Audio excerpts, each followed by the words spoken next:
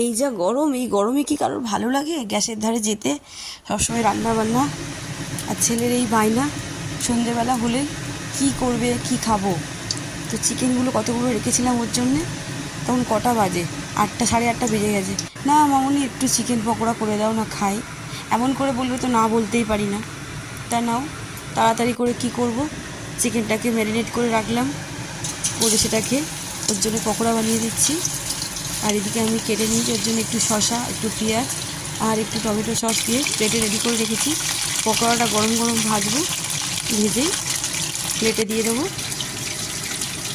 তো পকোড়া হলে ওরা আর কিচ্ছু চায় না, এত ভালোবাসে চিকেন পকোড়া খেতে। চিকেন আনলে ওর জন্য রেখে দিতে হবে, যাতে ওকে একটু পকোড়া করে দেওয়া যায়। জিজ্ঞেস করবে চিকেন রেখেছো তো, নাও তোমার পকোড়া রেডি, খেয়ে নাও। এই যা গরম।